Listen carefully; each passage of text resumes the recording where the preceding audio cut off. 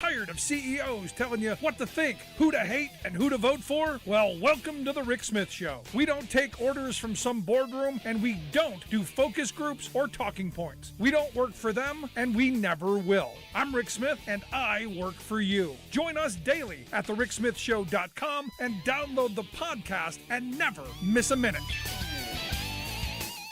It's time for the Rick Smith Show. Now, here is the voice of the working class, Rick Smith.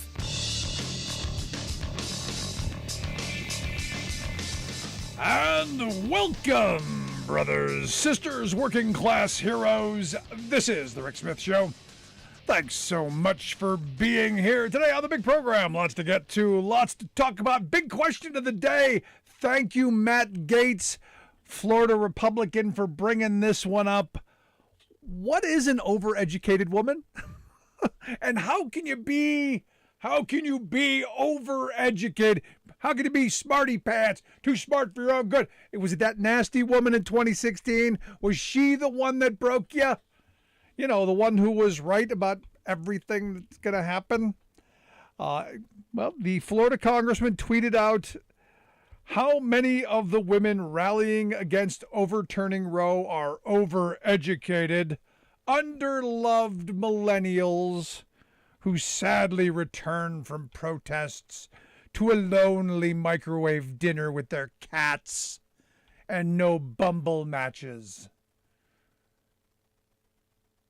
I don't know if that's an insult. I guess he's trying to say that there's something wrong with these poor women who won't give him the time of day. Here's the thing. I know what a lack of education gets us, because we all see it. I look at Matt Gaetz. I look at the conservative majority right now. I look at what I see in Trumpkin world. I see the poorly educated that Trump loves so much. I see what a lack of education gets us. I'm not quite getting the overeducated woman thing or the hatred thereof. Is this what's driving the whole attack on abortion rights? Is this part of that? Answer, yeah, uppity women don't know their place. Because according to, and listen to what they're saying to you. Listen to the words coming out of their mouth. You women folk, you belong barefoot pregnant in the kitchen, doing the woman work. Look, this is the world they want to bring us. And, you know, the reality is they've been saying this for the longest time. They've been saying we're going to use the Supreme Court. They have been laser focused on the Supreme Court for a couple of generations. This isn't new, folks. Nothing new in all of this. In fact, you know, here on this program, I've been talking about the Supreme Court from almost day one of the 17 years I've been doing this program. Because over the last 25 years, if you think about it, you go back to 2000, you know, they decided the 2000 election that arguably changed the direction of this country irreparably. When they decided, no, it's not important that we count the votes. It's not important. No, shut that stuff down. Now, whether Gore would have won or not when the votes were counted, you know, we don't actually know. Because our Supreme Court, thank you, Sandra Day O'Connor, decided that actually counting the votes would have been injurious to George W. Bush. Actually counting the ballots. Because, well, they didn't want to look into all of the shenanigans and all of the stuff that was going on. And you go through from that point forward, the conservative majority that has strangled our courts, deciding that money was speech and that corporations were people, giving the moneyed interests so much more power, consolidating power back into the hands of corporate interest with forced arbitration clauses, saying, well, sorry, consumers, you can't file class actions anymore. You've got to go to arbitrators. Sorry, workers, you no longer can sue your employer. You got to go to the arbitration. They decided that. Struck down Voting Rights Act. No more pre-clearance. No more worried about any of that stuff. Defunded unions. Now they're attacking abortion rights. And what's interesting is I hear people going, no, Rick, well, you don't understand. You don't understand. We're just limiting the power of federal government, putting it back into the hands of the states. No, that's not what you're doing at all. You're limiting the power of we the people to decide for ourselves what we're going to do in our individual lives by giving it back to corporate interest and the moneyed interests. Because, any steps that limit the power and moves us closer to abolishing progress puts us in a situation of being subservient to the benevolent dictators. Now understand, this isn't going to stop. We're going to continue down this path because they've been telling us for a long time. Same-sex marriage is going to be on the docket at some point. Contraception is going to be on, interracial marriage probably at some point. There's going to be all this stuff. All of the 20th century is going to be back decided. And someone said, no, they're not going to do that again. No. Josh Hawley said, quite frankly, he thought that the Obergefell decision was wrongly decided. Texas Republican Ted Cruz, look, I've said multiple times, I think Obergefell was wrongly decided. They keep saying this. And when they say, I think all this stuff was wrongly decided, what they're saying is, we're going to go back after, we're going to undo it. They're telling us what they're going to do. And they're telling us they want this Dickinsonian worldview of desperation and poverty and a pliable workforce. I've been saying for a long time, look, while same-sex marriage, not my thing, not my issue. Abortion, not my issue. You go down the list, the voting rights thing. I'm not a minority voter, really, not my issue. But understand, an injury to one, an injury to all. If we allow, and this is where from the labor point of view, that if we allow one of us to be attacked, if we allow any of us to be attacked, all of us eventually get attacked. Because we're all in this together. We're all in the shark tank. It's just a matter of when the shark gets hungry for us. The old Pastor Niemöller quote from back during World War II. First they came for the Jews and I said nothing because I wasn't a Jew. And then they came for the trade unionists and I said nothing because I wasn't a trade unionist. And then they came for the socialists and I said nothing because I wasn't a socialist. Then they came for me and there was nobody left to say anything for me. This is that happening. And it's happening right before our very eyes. You're never going to be pure enough. And for me, this is just one more tick down to the box. Another bit of the 20th century going away. And for me, I look at the reality, education being a huge part of it. One of the biggest decisions of the 20th century, Brown versus Board of Education. Separate but equal was the rule of the world back then. It's no longer. Equal is what we should be striving for. Life, liberty, pursuit of happiness, equality. But that's not how they see this stuff. And understand, the conservative movement has never given up. You go back to Brown versus Board of Education. That's where a lot of the conservative organizing came out of. Uncle Milty and the whole voucher movement sprung out of Brown versus Board of Education. The whole alternative school stuff, that's where a lot of that stuff began springing up. All of the attacks on public education, because up until then, why would you attack public education? You controlled it. But as soon as you said, no, you've got to be equal. Oh, well, we got to have our own thing. Understand, they're coming for each one of us. You are never going to be pure enough. You are never going to agree with the benevolent dictator enough. You are never going to be in line enough. None of this is liberation from big government. This is subservience to corporate power. At best, the benevolent dictator, again, if you're pure enough, and you're not going to be. Now, for me, as a labor person, as a working person, I know where this then leads next. Okay, we're going to go after abortion rights. We're going to go after same-sex marriage. We're going to go after contraception. We're going to go after education. We're going to go after voting, and then we're going to go after labor.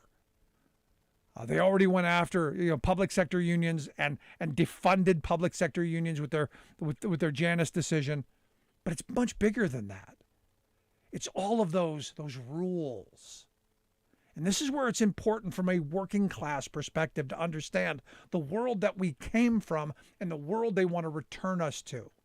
They want to return us to the days of the Lochner era. And you need to understand what that era was about. Simply put, if you were hungry enough and desperate enough to work in poverty conditions for desperation wages, it was your right, it was your freedom, it was your liberty. Liberty of contract was their mantra, and we're hearing it again, only now it's just freedom of contract. It's your freedom to go work for all of these gig groups. It's your freedom to work for all of these organizations who are going to exploit you. It's your freedom. It's your freedom. And this is where they're going to take it. They're going to destroy maximum hour laws, minimum wage laws, safety on the job laws, all of this. And take us back to the good old days of the 80s and 90s, and not the 1980s and 90s. This is the problem of where we are as a country. And this is the frustration that I have in the moment that we are, because they have pitted us against each other. They're separating us. Like I said, abortion, same-sex marriage, these aren't my issues. They're not something that they could go away tomorrow and it wouldn't affect my life at all. But what I understand that the person next to me, the person, a friend, a relative, an acquaintance, it affects them. And I understand the idea, an injury to one, an injury to all. And this is a big part of that. This is a big part of that. So I get to that, and it's angering and it's frustrating.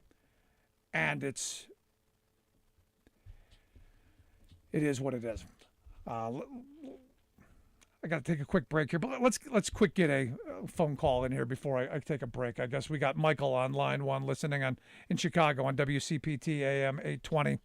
Michael, what's on your mind? Well, I think we should get more people voting to support your programs. I'm for a woman's right to have an abortion and all the progressive programs, but we got to get more people voting. And one way we can get more people voting is to talk about 17-year-old kids that have the legal right to vote in the primary election in 25 states in the United States right now and in the city of Washington, D.C. A lot of people think you got to be 18 years old to vote in any election in the United States, but it's not true. In the last 5-10 years, they're lowering the voting age for primary elections, but nobody knows about it because it's never on TV, it's never on ABC or CBS, so it's being kept kind of a secret. I live in Chicago, Illinois, and in 2014, they changed the laws to allow 17-year-old kids to vote in primary elections, but they still have to become 18 years of age before the general election. Right. So that only covers maybe half of them, but it's still a huge number of people. I like to briefly mention some states these are battleground states that have 17-year-old kids voting. If they knew about it, they take advantage of it. Like Illinois, where I live, Indiana has it, Ohio, North Carolina, South Carolina, Virginia, Kentucky, Maryland, Utah, Colorado, and Nevada. They all have 17-year-old kids voting in the primary election. Now, a lot of people don't even believe me because they've never heard this before. So I tell people that are a little skeptical about this to go to Google and Google in 17-year-olds voting in the USA. And there's about 20 articles there by nonprofit, nonpartisan organizations that talk loud and clear about the 17-year-old voting in the primary elections. Yeah, good. So I would encourage people to tell these would usually be seniors in high school. I would encourage parents and grandparents and uncles and aunts to tell their children and grandchildren and nieces and nephews to vote. Absolutely. Right there with you, Michael. 17-year-olds. Great stuff. Appreciate it, man. Okay, thanks for having me. Good stuff, Michael. Appreciate it. Absolutely, I agree. I want people voting early. I want them getting as quickly as they can get the vote, get hooked on it, and absolutely. Good stuff. Let's take a quick break. Right back after this. Stick around. You're listening to The Rick Smith Show. We're working people. Come to talk.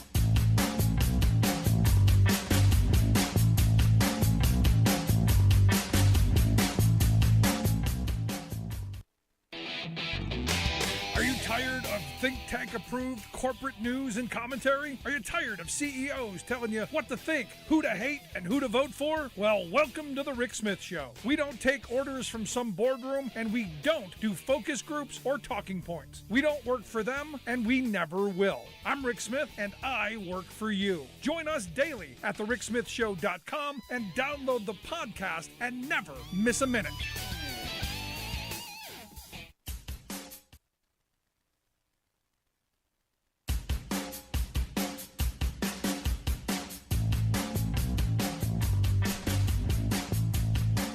Welcome back to The Rick Smith Show. Check out our website, thericksmithshow.com. Questions, comments, something on your mind, you can email me, rick at thericksmithshow.com. So as we've been talking about, look, this decision, this leaked decision so far, this is huge, and it's important, which is why I think the anger we're seeing, more than justified. In fact, should have been seeing it years ago.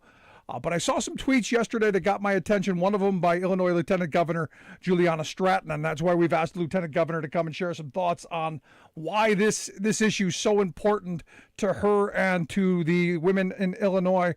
Lieutenant Governor, thanks for taking time for us. Thanks for having me, Rick. So I saw your tweet, abortion is health care, multiple times down the line.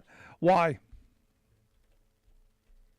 Well, I think it was important to just, first of all, emphasize the fact that abortion is, in fact, health care. And what Republicans are trying to do all across this country is to take away the right for women to decide what is best for themselves, what is best for their futures, and to make decisions that only women should make about what is best for their bodies. When I tweeted that, I was angry, I was sad.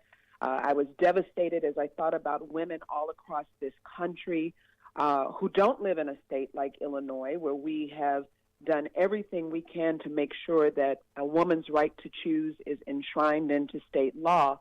And just really, I was processing, quite frankly, the monumental impact that this will have, assuming that this leaked memo does become the decision of the United States Supreme Court overturning Roe v. Wade. Right now, and I'm particularly devastated. Yeah, go ahead. No, I mean, the reality is this is, I've said from the beginning, this is going to be destructive to poor and working class women, especially poor and working class women of color. I think this is directly aimed at them to create even more desperation and poverty and all of the things that the right seems to love, because their policies don't seem to ever want to address it. And I got to ask you, as someone in government, are you as frustrated as I am by the fact that the people who are pushing this kind of draconian stuff down people's throats are the same people who are pushing against the policies that would encourage women to want to bring children into the world? Things like nutrition, things like healthcare, education, housing, safe schools. We could go on for hours. Is it frustrating to you? I mean, it's absolutely frustrating to me, and I think you just touched on what I was going to say about how overturning Roe v. Wade affects every one of us, and it will be our most vulnerable, low-income people, women of color, people from our LGBTQ community who will be disproportionately harmed. And what's frustrating to me, as you just alluded to, is that, they claim that this is all about, quote-unquote, sanctity of life, but that's not what this is about. This is about controlling. This is about controlling women's bodies. It's about controlling our futures and not trusting us to know what's best for ourselves. And as you said, not making sure that even when these, when babies are born and women become mothers, the policies don't reflect that we want to make sure that these women and their children have what they need to not just survive but to thrive. And so it's just backwards thinking, and is not something that that really, for the last 50 years, it has worked, right? We've had this right to health care. We've had this right to reproductive choice in health care. And now all of a sudden they want to change the law, and it's going to do a lot of damage to a lot of families. Yeah, and here's the thing, Lieutenant Governor. As a 55-year-old white guy, this isn't going to affect me personally, but I've got two daughters.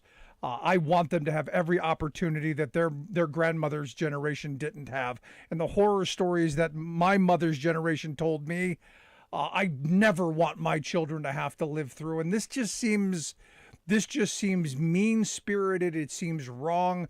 And it seems like, well, all of the progress of the 20th century is being ripped away from my daughters and future generations, well, because they can.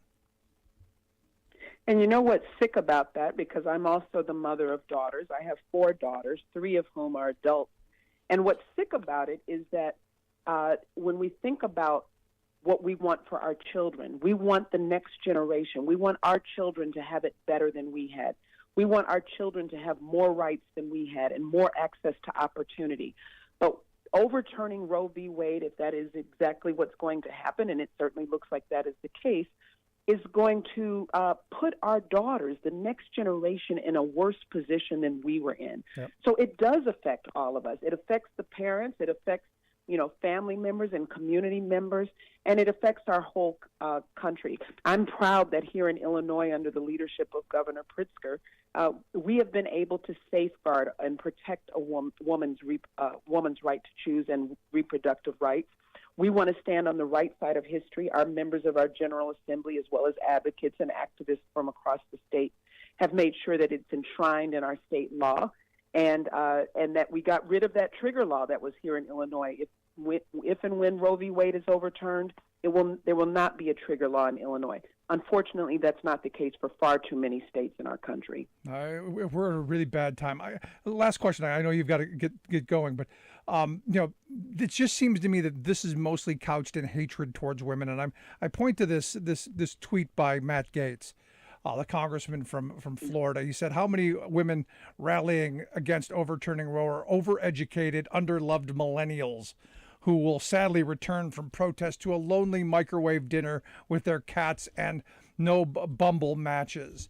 I'm trying to figure out what an overeducated woman is. Do you have any idea what he's talking about?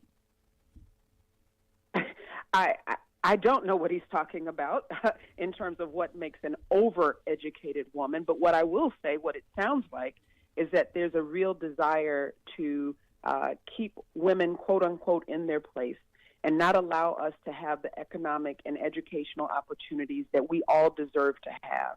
Roe v. Wade is not just an issue about health care. It is also an economic issue. It is about women, particularly as we think about women of color and women from black and brown communities, or women from lower income communities or rural communities, all of whom may be able to have the opportunity to decide what their futures look like and to try to pursue every educational and economic opportunity that's in front of them. But because of perhaps an unwanted pregnancy, that could really derail those plans. Women need to decide for themselves what happens with their own bodies, not just because it is a matter of personal choice and health care, but also because it is about their economic futures. And with the pay inequities that we already have to deal with, this is another example of keeping us behind when we should be moving forward. Yeah, that right to self-determination is ultimately the most important thing. Lieutenant Governor, I appreciate the time. Thank you. I hope you'll come back and talk to us again real soon. Will do. Thanks so much, Rick. Thank you so much, Lieutenant Governor Juliana Stratton. And look, this, again, for me, this...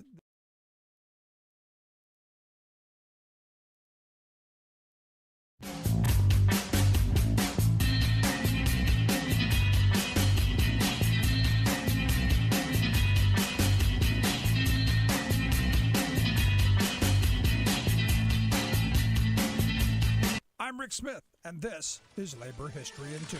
On this day in labor history, the year was 1948. That was the day United Electrical Workers voted to strike at Univis Lens Company in Dayton, Ohio. Univis made safety lenses and instrumental optics. The UE was well established in the area manufacturing plants. Once organized, Univis fought the UE's presence at every chance they could. When the contract expired at the end of April, Univis refused to negotiate. First came the injunctions limiting picketing. This was followed by a vigorous decertification campaign. Foremen made intimidating personal visits to workers' homes, offering raises and personal loans to coerce no votes. When the UE lost the election in late July, the company announced wage increases for returning workers and firings for the remaining strikers. Workers stuck together and the strike continued. By the 26th, police swamped the picket lines, beating top UE organizers and arresting hundreds. 2 days later, the company offered a settlement for all but 11 strikers. The members refused. Then, the House Un-American Activities Committee came to town to begin a red-baiting inquisition of the UE district. The city's unions were outraged at the beatings and arrests. They walked off their jobs to bolster the picket lines and were met with tear gas. Governor Herbert called in the National Guard on August 2nd. 1,500 troops rolled into town in Sherman tanks with machine guns trained on the strikers. Scabs were escorted through plant gates between rows of fixed bayonets. Area residents, furious at the virtual martial law, flooded the governor with angry protests until troops were finally withdrawn. The strike ended in victory, with workers winning most of their demands. All but 5 were reinstated, and by the following April, the NLRB voided the decertification election. Today, CEOs of big corporations are playing the tricky inflation blame game. Publicly, they moan that the pandemic is slamming their poor corporations with factory shutdowns, supply chain delays, wage hikes, and other increased costs. But wait, inside their boardrooms, executives are high-fiving each other and pocketing bonuses. What's going on? The trick is that these giants are in non-competitive markets operating as monopolies, so they can set prices, mug you and me, and scamper away with record profits. In 2019, for example, before the pandemic, corporate behemoths hauled in roughly $1 trillion in profit. In 2021, during the pandemic, they grabbed more than $1.7 trillion. This huge profit jump accounts for 60% of the inflation now slapping U.S. families. Take supermarket Goliath Kroger. Its CEO gloated last summer that, quote, a little bit of inflation is always good in our business, adding that, quote, we've been very comfortable with our ability to pass on price increases to consumers. Comfortable indeed. Last year, Kroger used its monopoly pricing power to reap record profits. Then it spent $1.5 billion of those gains not to benefit consumers or workers, but to buy back its own stock. A scam that siphons profits to top executives and big shareholders. Or take fast food purveyor McDonald's. It bragged to its shareholders that despite the supply disruptions of the pandemic and higher costs for meat and labor, its top executives had used the chain's monopoly power in 2021 to up prices, thus increasing corporate profits by a stunning 59% over the previous year. And the game goes on. We're going to have the best growth we've ever had this year, said a Wall Street banking titan. This is Jim Hightower saying, hocus pocus, this is how the rich get richer.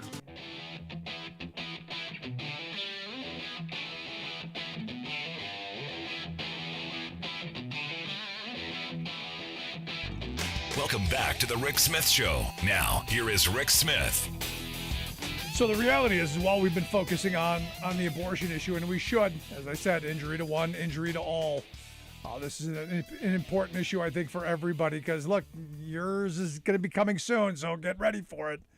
What happens is, while we're fighting these battles, we're still getting ripped off at every turn, because it really is. It's about the money. It is about the wealth and power that's been extracted from us over generations. And look, our tax policy has been a huge part of this. The fact that we've got major corporations that are walking away from the responsibility of building our infrastructure, taking care of workers, sharing the wealth that working people create is, well, despicable to me. But again, they do a great job of dividing and conquering. And here to share some thoughts on some latest tax numbers that have come out. Again, some of our big boys not paying into the fund. I've asked Seth Hanlon to come talk with us. Seth is a senior fellow for economics at the Center for American Progress, americanprogress.org, their website. Seth, thanks for taking some time for us. Sure. Thanks, Rick. So you guys got another study out, another shocking study. Corporate America not paying taxes, making huge amounts of profit. This seems like there's one of these almost every day, and it's gotten to the point, Seth, where I'm not surprised by it anymore. It's not even shocking anymore. Yeah, it's definition again, shocking but not surprising. I mean, I think what the thing with our new study that we looked at was we're looking at 2021. And 2021 was like a real bumper year for profits. I mean, it was the year with the biggest profit margins, all the way dating back to 1950. And of course, inflation has a lot to do with that, rising prices. So the biggest corporations in the country are making the biggest profits they've ever made. And so we wanted to look and see, well, if they're finally paying taxes. And so we looked at the Fortune 100 companies. Some of our colleagues have looked at have done this in the past with like a broader group of companies, but we just looked at the 100 biggest, and we found 19 that are paying essentially little or no taxes, including some big names like Amazon, Exxon, AT&T, and others. Yeah, again, not surprising. But here's the thing that gets me. And again, we put out for podcasts for folks who are our podcasters, special edition podcast, the August 19th, 2019 edition of the Rick Smith Show, where we commented on the Business Roundtable's grand epiphany on how they were going to change, how they had a change of heart, like the Grinch, whose heart grew 3 sizes, because of, I don't remember, Cindy Lou Who and the hash or whatever. The Business Roundtable, you remember that day? They said that they were going to start, what was it? They were going to care about customers. They were going to care about communities. And, oh, yeah, they were going to care about workers. Yeah, that was going to be it. They were going to care about workers. It wasn't only about shareholders and greed and how much they could extract from the rest of us. It was about customers. It was about communities. And it was about those workers. And then there was this little pandemic thing that happened where they had an opportunity to live those values and go, hey, we learned. And, well, I'm looking at your report going. No, I mean, and I think a lot of this is the payoff from the 2017 tax cuts. Corporations, they've always had ways to avoid taxes, but on whatever income they were reporting, they used to be paying 35%. Now, of course, they were reporting, a fraction of their actual profits, but they were paying 35% on it. And the 2017 tax cuts, of course, slashed that by 40%. And of course, and left in place the ability to move profits overseas. And so, I think it's just surprising that in the year of record profits, you're still seeing these huge companies not paying barely any taxes. So what do you say, Seth, to the person then? Because, the argument I always get back is they're not doing anything wrong. They're following the law, Seth. This is what the law is. They're doing nothing wrong. They're paying what they're supposed to pay. This is the system. Don't beat up on the companies. It's not their fault. What do you say to that? I think that's generally right. They are following the law. I mean, I think the problem is they had a large hand in writing that law through influence in Washington and campaign contributions. They've gotten what they wanted. I mean, not just in 2017, but for decades. We've been cutting corporate taxes and creating all kinds of loopholes, and also eviscerating the IRS so that the IRS doesn't have the ability when corporations take not break the law but bend it in their favor. The IRS doesn't have the ability to really go after them and making sure they're paying what they should be paying. And not really stretching it. So, we always hear, that's what they always say. We pay every dime we owe under law, but it's not like it's not like they had no role in creating the situation. Yeah. Now there's some of the stories, and I read through the article, and some of the companies, really, I got to tell you, it really made me very angry. Charter Communications being the one really just sent me almost doing backflips. because just recently they completely finished eviscerating their union workforce in New York at Spectrum. Those guys were on strike for 5 years. Basically just booted them to the curb and ousted them, and our laws are so badly broken, screwed those workers over. Yet, hey, they made $6 billion in earnings, and we gave them $12 million in tax refunds. So not only did they pay zero, we gave them money, and they got to screw the workforce over. I'm sorry, that's just all the wrong messaging for me. Yeah, and you have Amazon too. I mean, Amazon, of course, fighting union efforts all over the country, they on their 35. Amazon is one of the companies that has really, really blown up in the pandemic. $35 billion of profits in 2021, and they only paid 6% in taxes on that, and that's high. I mean, that's higher than they've paid in past years, actually. How do average working people get that? Because I know I paid higher than that. How do I get that kind of a gig? Yeah, I don't know. Incorporate in Delaware or something. There you go. You're listening to the Rick Smith Show. We're here with Seth Handlin. Seth is a senior fellow for economics at the Center for American Progress. AmericanProgress.org is their website. If you want to check out the report that they've put out looking at these 100 top companies that paid next to nothing or nothing at all in taxes in 2021. And remember, 2021 was the bumper year, the year that profits were the highest, and they cashed in overwhelmingly. And what they do with the money, Seth? I mean, we were told, again, this is again what we were told why we give these tax breaks. We were told that if we give them the money, they're smart. They're going to invest it wisely. It's going to trickle down to us because they're going to create jobs for us. They didn't do wasteful things like surrender and say we have no productive use for this money. We're just going to buy our stocks back or anything stupid like that, did they? Well, I mean, yeah, we're seeing it yet again. I mean, so Exxon and Chevron announced their first quarter profits, and I think Exxon's was like doubles from last year. Of course, the price of oil is extremely high, and they're upping. I think the number was something like 90 billion in stock buybacks, and increasing their dividends. And so, many of these corporations are just returning cash to shareholders. That's what keeps the stock price high. They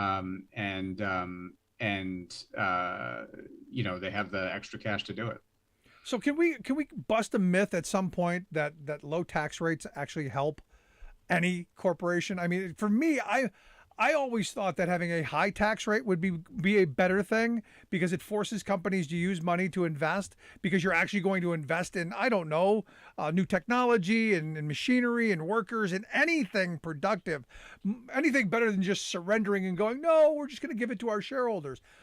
Look, if we're going to take from our infrastructure, if we're going to take from our children's education, if we're going to take from, I don't know, any productive means of taxing and using in the commons to give to these corporations under the guise that somehow it's going to benefit us, shouldn't it benefit us and shouldn't it do it in a way that actually works? Yeah, of course. I mean, and hopefully Congress can finally do something about it. I mean, we had, you mentioned the report on our website. You can also find Elizabeth Warren came to CAP today, and we had an event with her today to discuss tax fairness.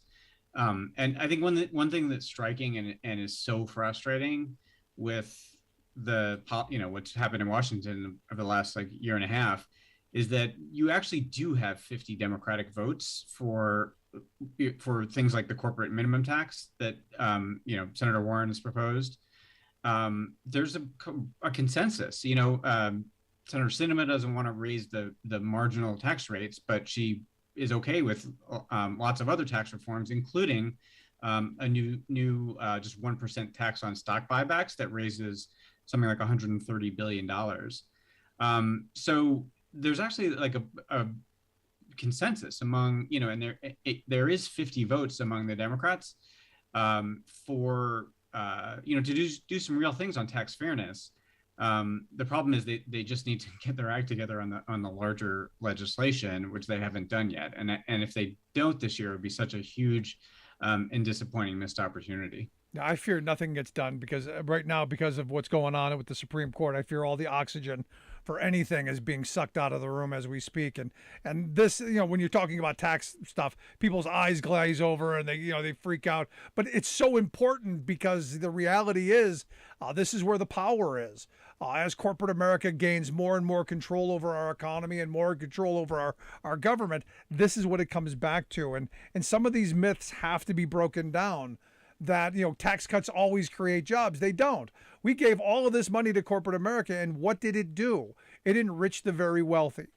They did not use it for reinvesting. They didn't reinvest in new technology or more capacity or more jobs. They just enriched themselves. And a 1% tax on buybacks, that just seems like a slap in the face. That doesn't even seem like it seems like a slap in the face. Yeah, I mean, it's and I think there's just such an opportunity to create a contrast here. When the Republicans were in 2017. This was this and taking away healthcare, which they thankfully failed to do. But this was their top legislative priority, was cutting corporate taxes. And so I think there's the opportunity just to show for Democrats to show whose side they're on, and they just need to seize it. And they haven't yet, but it's right there for the taking. Because this stuff's popular. I mean, and it's popular across political lines. I mean, right. I have Trump supporter friends who look at UPS buying $2 billion worth of stock back and going, why are they doing that? Why aren't they giving their here's the frame.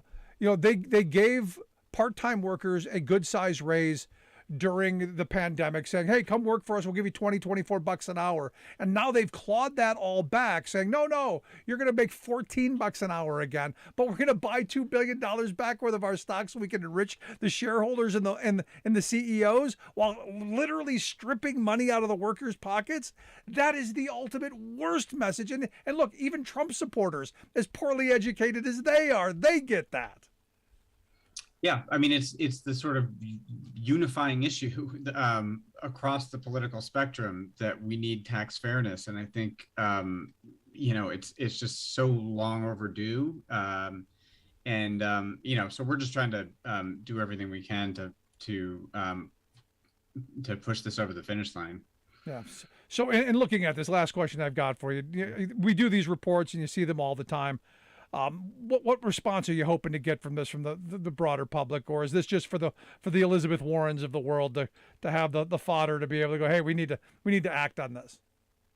No, I think it's for the broader public, and it's also for all of the Senate Democrats. I mean, it's just a reminder that you cannot to be in power for 2 years and to leave this broken tax code in place with no reforms would be such a fail.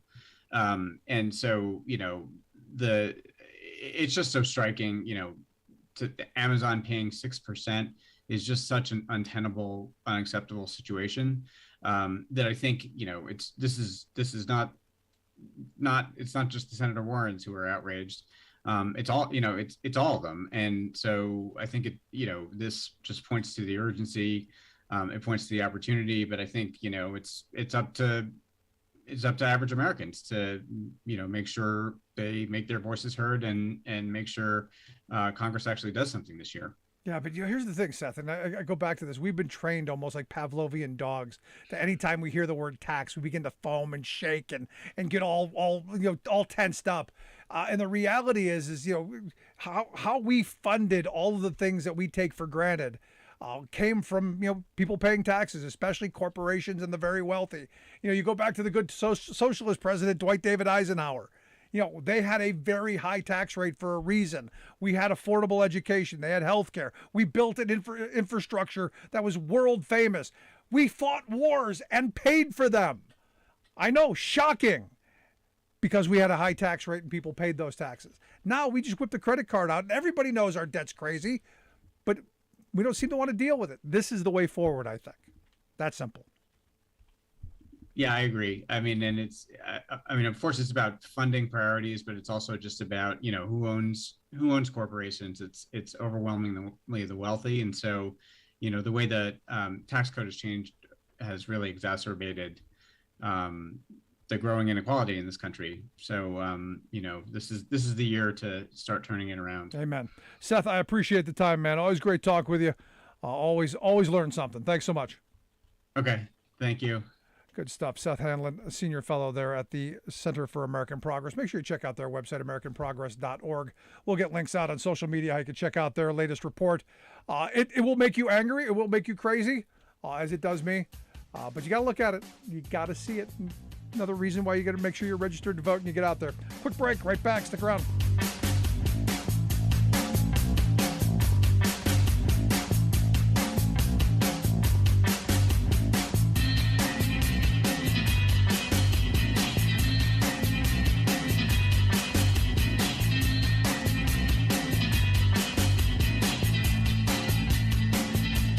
I'm Rick Smith, and this is Labor History in 2. On this day in labor history, the year was 1886. That evening, a workers' rally in Chicago, Illinois, became known as the Haymarket Tragedy. On May 1st, workers across the city and around the country held massive rallies for the 8-hour workday. 2 days later, the police had fired into a crowd of workers on strike outside the McCormick Reaper plant in the Chicago neighborhood of Pilsen. 2 workers were slain and many more were injured. Angry workers called a rally at the city's Haymarket Square to protest the police violence and to call for the 8-hour day. When the police attempted to disband the rally as it was ending, an unknown person threw a dynamite bomb into the ranks of the advancing police. In their confusion, the police began firing their weapons. A total of 7 policemen were killed and an unknown number of workers were struck. In the aftermath of the bombing, union offices and labor papers were raided throughout the city. 8 vocal supporters of the workers' movement were put on trial. 4 of the men, Albert Parsons, August Spies, George Angle, and Adolph Fisher, were sentenced to death by hanging. A 5th man, Louis Ling, died under mysterious circumstances in prison. Historian Bill Edelman explained the importance of Haymarket, saying, "No single event has influenced the history of labor in Illinois, the United States, and even the world more than the Haymarket Affair. It began with a rally on May 4th, 1886, but the consequences are still being felt today." Although the rally is included in American history textbooks, very few present the event accurately or point out its significance. Throughout the world, the Haymarket martyrs are remembered, and May Day is celebrated as International Workers' Day. Labor History in 2 brought to you by the Illinois Labor History Society and The Rick Smith Show. You're listening to The Rick Smith Show, where working people come to talk. So I'll tell you, I look at these reports, and good on the folks there at the Center for American Progress for bringing this up. The fact that these corporations get away with walking away with really hundreds of billions, if not trillions of dollars over the years.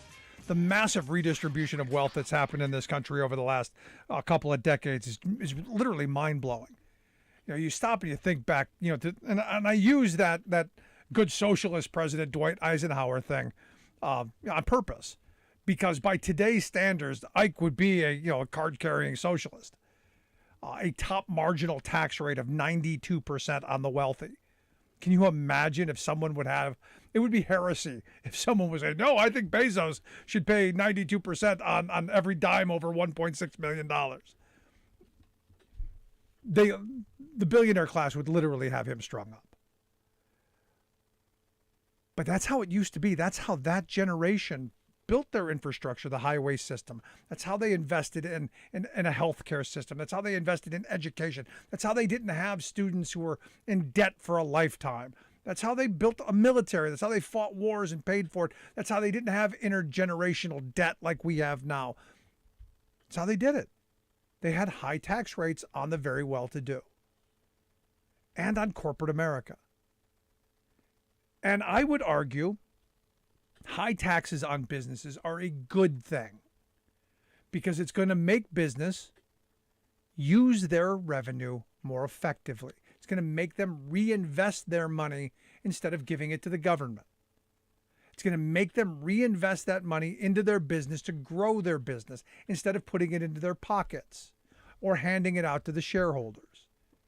If the goal of an economy is to to produce a product, to help communities, to help workers, not just to enrich shareholders.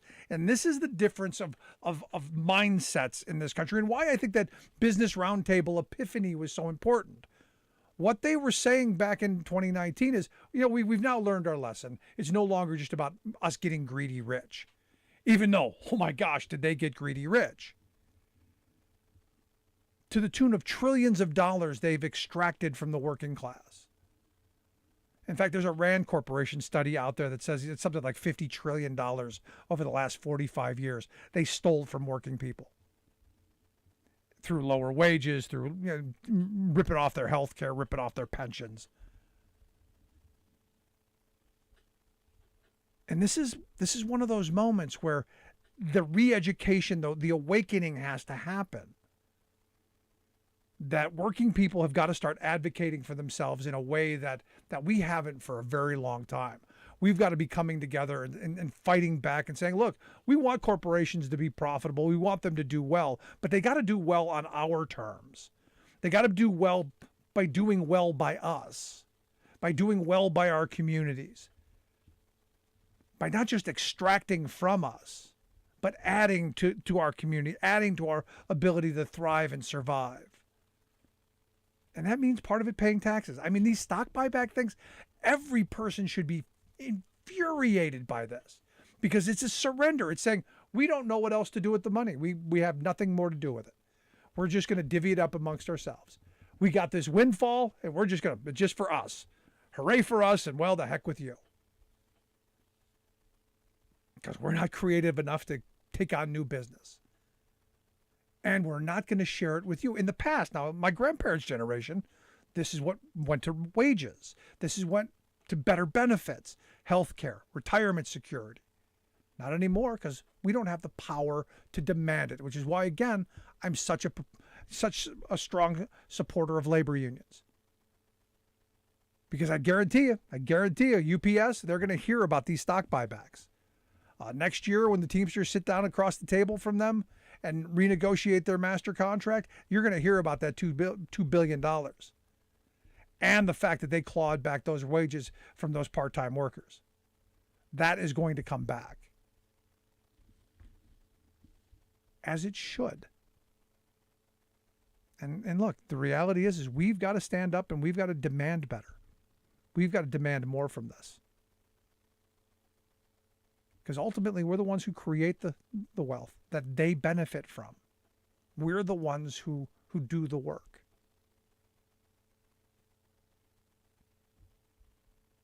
And as voters, this is the really crazy part of this. We vote for politicians who don't listen to us across the political spectrum.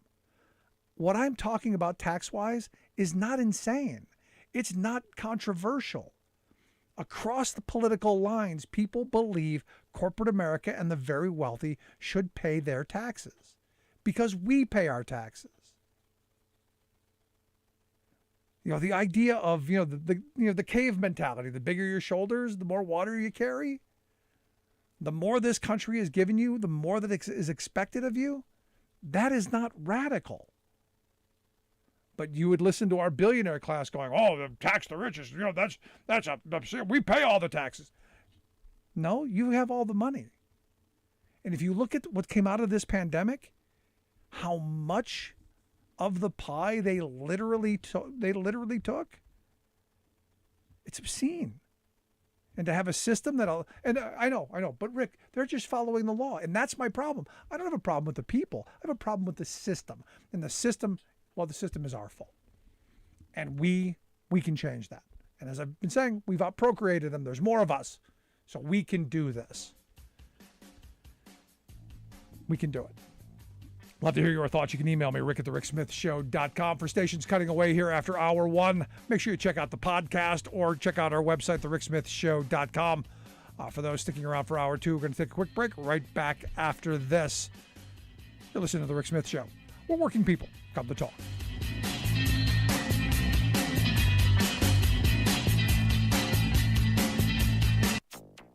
Many of those affected by the heat, local workers without a lot of options. Unprecedented heat in India and Pakistan is testing the limits of human survivability. The fate of reptiles is wrapped up with the fate of many other species. 20% of the world's reptiles at risk of extinction thanks to humans. Plus, good news, mass extinction in the oceans can be avoided by cutting fossil fuels. That's the good news? That's the good news. All of those stories and more straight ahead from BradBlog.com. I'm Brad Friedman. And I'm Desi Doyen. Stand by for 6 minutes of independent green news, politics, analysis, and snarky comment. The most trusted news source in America is the Weather Channel, with 52% of Americans trusting it, while the other 48% rely on the second most trusted name in weather, The Window. This is your Green News Report. That's 24 hours. Yeah, you look out there. Always accurate. Okay, Desi Doyen, I know you warned us about this last week. It's still going on in India and Pakistan. Yes, and it's getting even worse. Oh, An unprecedented weeks-long heat wave is still gripping India and Pakistan, setting new all-time monthly records. Pakistan just saw its hottest April ever recorded, with some areas hitting 121 degrees Fahrenheit over the weekend. The heat is causing power outages, school closures, and crop damage. Heat-related illnesses have spiked. Many people in both regions lack air conditioning, and high electricity demand has triggered widespread, stifling blackouts. It is so hot in India that at least one of Delhi's biggest landfills spontaneously combusted. Wow. The UN World Meteorological Organization linked the intense heat to climate change, saying that the temperatures in India and Pakistan are, quote, consistent with what we expect in a changing climate, making heat waves more frequent and intense and arriving earlier. On Democracy Now!, climate researcher Chandi Singh of the Indian Institute for Human Settlements noted the injustice of extreme heat hitting the world's poorest people who did not cause the climate crisis but are bearing the brunt of its impact. Historical emitters of greenhouse gases have to step up because we are in countries like India and Pakistan really hitting the limits of adapting to heat. There is a certain limit beyond which humans cannot survive this kind of heat.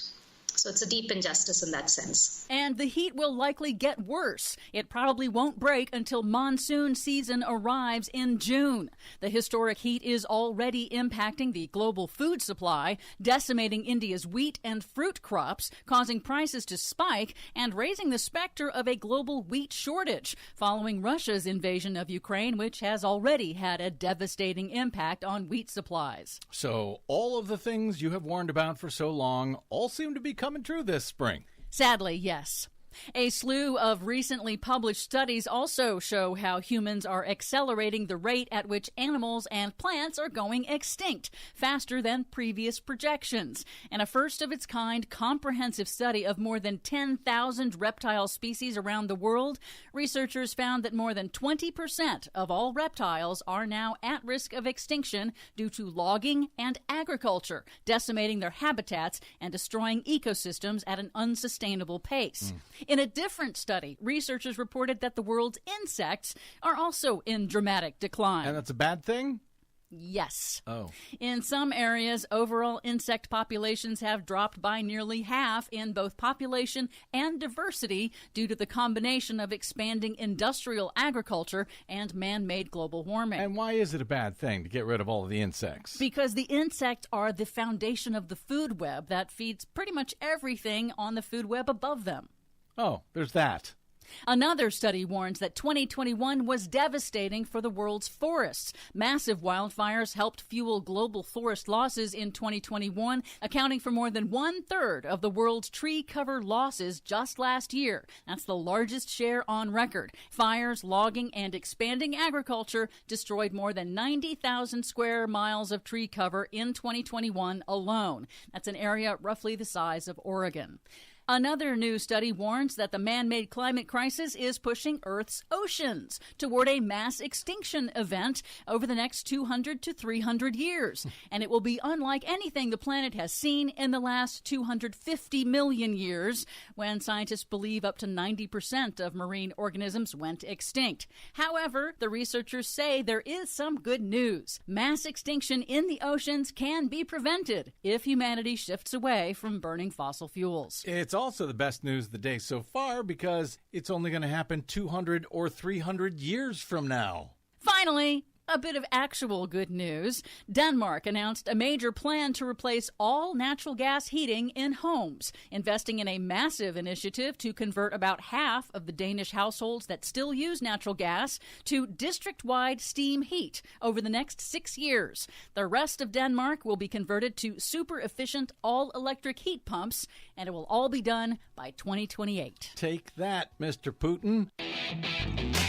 Are you tired of think tank approved corporate news and commentary? Are you tired of CEOs telling you what to think, who to hate, and who to vote for? Well, welcome to the Rick Smith Show. We don't take orders from some boardroom, and we don't do focus groups or talking points. We don't work for them, and we never will. I'm Rick Smith, and I work for you. Join us daily at thericksmithshow.com and download the podcast and never miss a minute.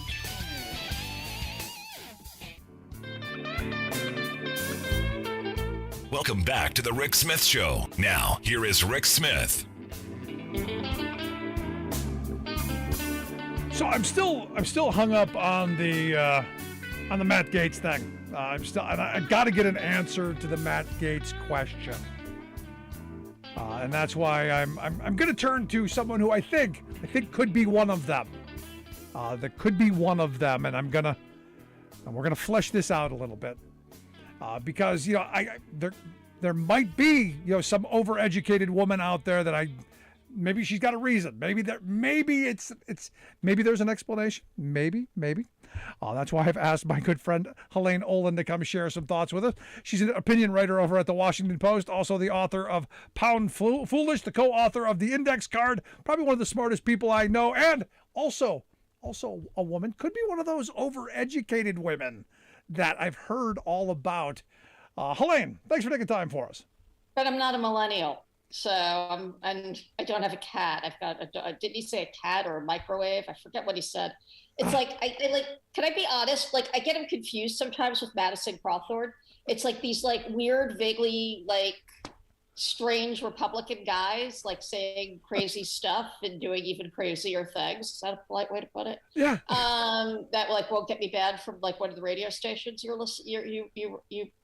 run on these days, air on. I mean these days. So yeah.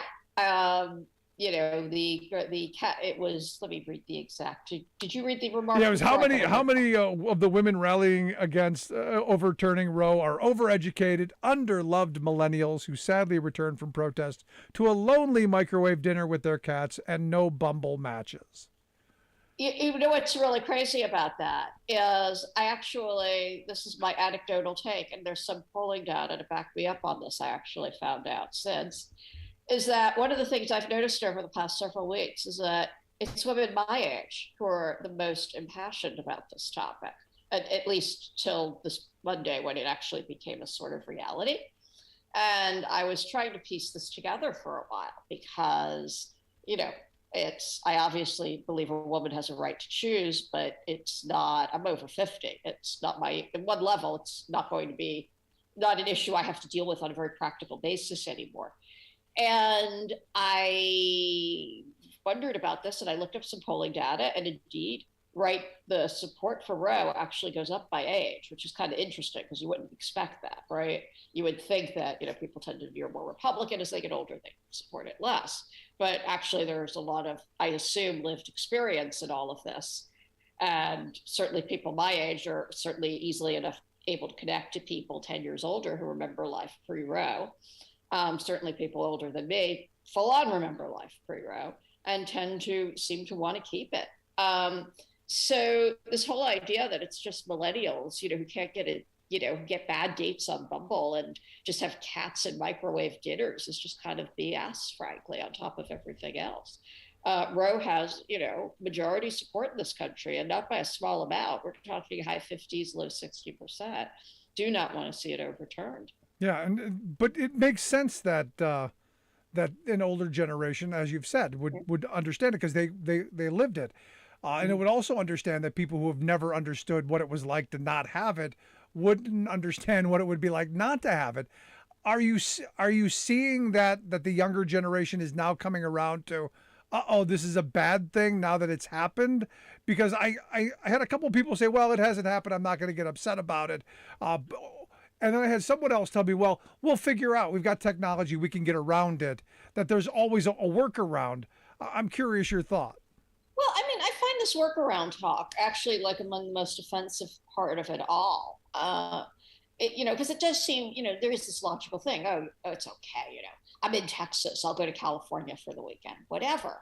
But in fact, most people can't do that easily. They either lack the funds, or even if they do have the funds, I mean, it's not like so easy to just like abandon your family and your children for 48 hours if you've got children and just up and leave.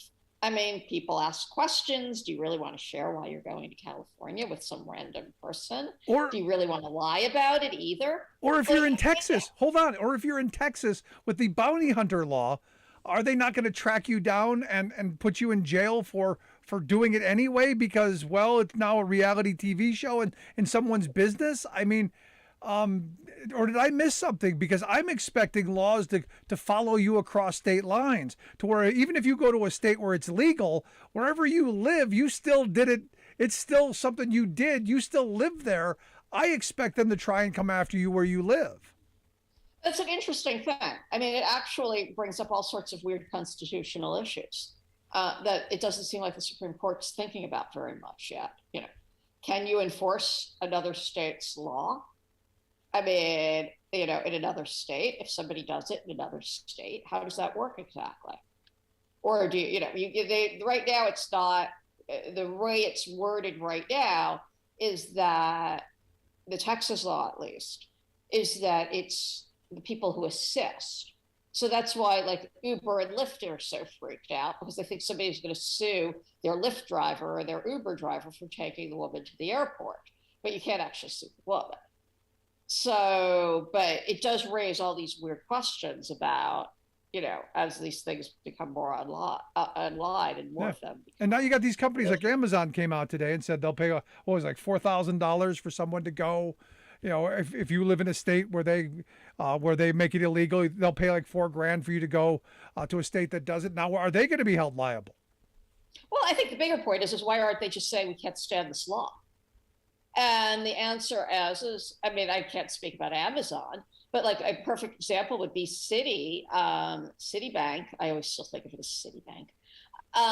It said it would do this too. And then when called on it by Republicans who were, pretty annoyed, they were like, well, actually, we're just equalizing benefits. And, all women in our who work for us are entitled to a right to abortion. So therefore, we have to make sure that people in Texas can pay for it. We're not actually taking a position on the law.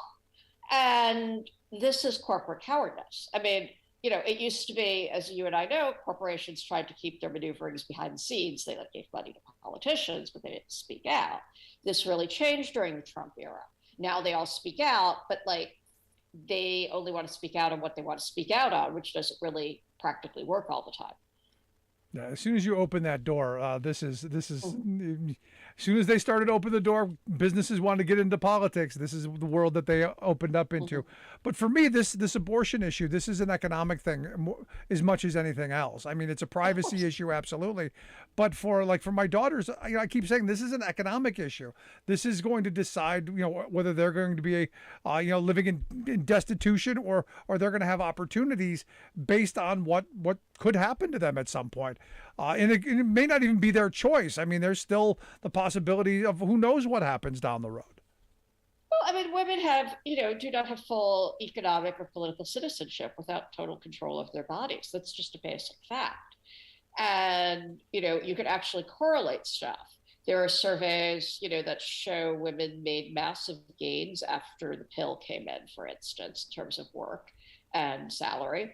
There are also studies that show that women tend to be in more higher managerial positions and less likely to work part-time in states that have what are considered sort of robust reproductive rights laws, and provide services where like Medicaid will pay for an abortion versus a state where it's illegal or semi-illegal, right? So these things actually matter, and they matter in profound ways. And if you can't fully control your body, you can't fully control your economic life, and you're not a full citizen. Yeah, and again, you look at this, and it's the economic part that I think is so important, because if you can't determine your economic future, and I think this is part of this. I think this is the control part, because these people they don't want to make it to where people are encouraged to bring people in, children into this world, or they would be passing better laws for health care, better laws for child care, maternity leave. They'd be doing all kind of policy aims to encourage families to have children. No, we're going the most draconian way possible to force people, to punish people to have children, and force them to have kids that they can't or don't want, just because they can, I guess. Right. I mean, that's the old joke.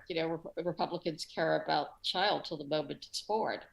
It's, they don't support, mandatory, paid family leave. They don't support, health care. Really, they don't support child tax credits. I mean, they don't, hey, Trump was trying to take away lunches from food from children, for God's sakes, via, Medicaid work requirements. It was, via, SNAP work requirements. It was absolutely bonkers. And this is, obviously just a simple way of controlling women. It's children are kind of the excuse. Now, you're listening to the Rick Smith Show. We're here with Helene Nolan. Helene's an opinion writer over at the Washington Post. You can check out her work. We'll get links out on social media. She's also the author of Pound Foolish and co-author of The Index Card, both important economic books. I think investment kind of stuff, smart woman. One of those things Matt Gaetz not thrilled about. So I got to ask you, because part of me goes, there's this Matt Gaetz kind of stuff. I've heard this, overeducated woman thing before. I've heard, uppity woman, nasty woman. Remember the nasty woman stuff? Right. I've heard this frame. How much of it do you think is that? We've got to put you back in your place because you're getting a little uppity there. Oh, it's definitely a part of that. I mean, there's no question. But I mean, a lot of this at this point is a lot of theater to appeal to, a sort of smallish evangelical base, truthfully. I mean, as I said, there's not this huge population in the United States that doesn't support Roe v. Wade. I mean, that's what kind of makes this whole argument a bit, what's the right word for this? It kind of symbolizes a lot of what's going on in our political system right now, where a lot of us just feel vaguely disenfranchised. This is being driven actually by a minority. I don't want to say a small minority. That's not quite the right phrase. But it's definitively a minority opinion. And it's not a minority opinion by 1 or 2 points. That was more true 20, 30 years ago. At this point, it is pretty much a majority opinion that a woman should have the right to choose. And the idea that these laws keep coming up and are coming through and are getting pushed through by these, by politicians who are appealing to ever smaller slices of the political spectrum, because these are like the most impassioned people about it. And of course, part of this was driven by the fact there's a lot of rhetoric and whatnot. They seem to be operating, or a lot of people seem to be operating, with the belief that actually this was somehow never going to happen, when in fact the law was, abortion has been getting cut back and cut back and cut back and cut back. As I spoke to Wendy Davis in Texas last week, I'm actually writing a column for tomorrow or Friday about this. And, she's the woman who led the filibuster in 2013, listeners, for those of you who don't remember, when Texas enacted a ban on abortions after 20 weeks or at 20 weeks. And she actually said to me, can you imagine, we look back on that now as the good old days, because, hey, 20 weeks, 6 weeks. But the fact is, the Republicans are probably right now in some minor state of freak out, because this is not a very popular position. It is possible that it will drive more people to the polls against them. In some ways, it could be argued that, the wackadoo fringe of the Republican Party is, worse than, the edges of the Democratic Party, because this is really horrific. This can really result in people's deaths. And, they're really going to potentially cause some real electoral losses, leading them to potentially, if not quite seize defeat out of the jaws of victory, certainly leave them less competitive in places they thought they'd be pretty competitive. Yeah. Perfect example would be Michigan, where, all things being equal, the Republicans are pretty competitive. Bring this issue in, and suddenly I'm being told by a lot of people they're not so competitive anymore. Yeah, I was looking at some of the Senate races, and I'm going, yeah, this could completely change the calculus of the Senate, because I was predicting that the Republicans were going to take the Senate. Now I'm going, I don't know. I mean, does this change the Pennsylvania race now in an enormous way? Quite possibly. Ohio, Wisconsin, North Carolina, Georgia. Yeah. The one I would flag New Hampshire is absolutely. I would flag Michigan.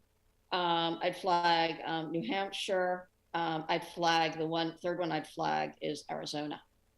People always think of Arizona as right wing. It's not. It's libertarian. Big difference. And this isn't all that this stuff is not that popular there. And I think it could make a very interesting impact there. I mean, the dog caught the car and chewed the bumper off, and now we'll see what happens when they get to the driver, because we'll see. So last question I've got for you. Now, Roberts and everyone's, they're freaking out that this got leaked and all this. Do you think there's any chance they walk this back? Because this evidently wasn't the final opinion. There's some talk of, hey, maybe this wasn't it. Any chance they walk this back any? I'm not a Supreme Court watcher, so I will preface everything I say by that. But if they're paying any attention to the reaction, and any of the Republican justices are somewhat political, I would say it is possible the Mississippi law gets upheld at 15 weeks and Roe survives for another day. Would I put money on that? Probably not. But do I think there's a semi-okay chance that will occur? Of course. I mean, you start getting into who leaked this and why, right?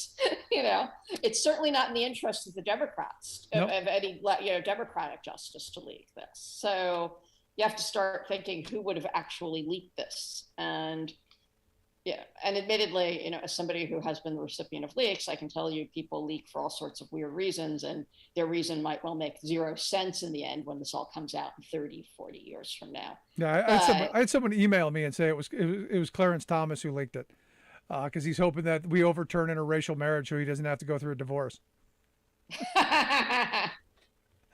I mean, the theory, the conspiracy theory online, I'm sure I don't have to tell you, is that it's his wife who did it. Right? Yeah, of course.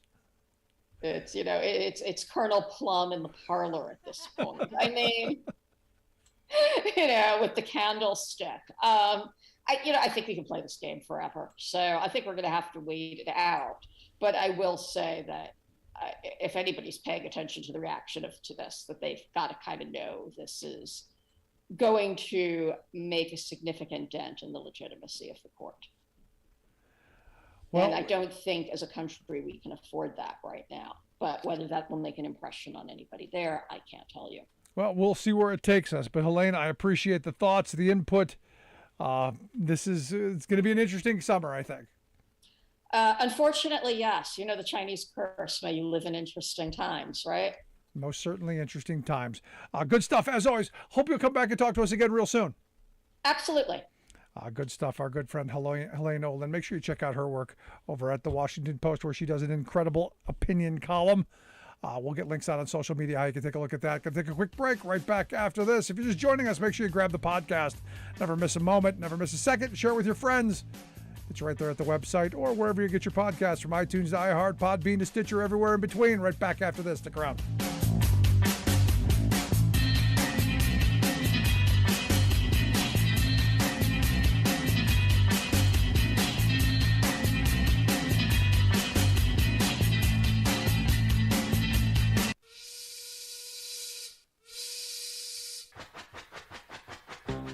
If you're a fan of the show, you've heard our Labor History in 2 segments, and you can hear them on the radio pretty much anywhere in the U.S. Labor history has never been more important than it is right now. So here's what we'd like you to do.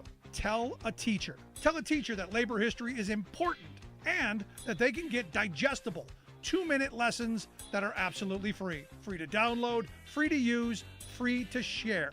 Tell a teacher to go to thericksmithshow.com/history and help us put labor back where it belongs, in the classroom. You know, generations of American workers fought, bled, and died to build the American way of life. It's our job to keep their stories alive. Go tell a teacher that we're here to help them do just that. Find us at thericksmithshow.com/history today.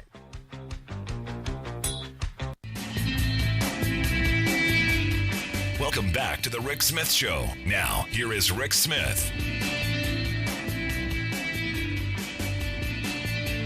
So I got to tell you, ever since the cocaine and orgy comment by Madison Cawthorn, way under the bus, he's being thrown. Look, you know, the second gun found at the airport, the speeding tickets, that's one thing. The staffer rubbing his staff, that's another thing. The picture of him dressed up in women's clothes, that's something else. Evidently now there's a sex tape of him doing something with a cousin, some weird, who knows. But it's not good. And everyone's saying, don't look at it. And I'm not, it's not my thing. But here's the bottom line.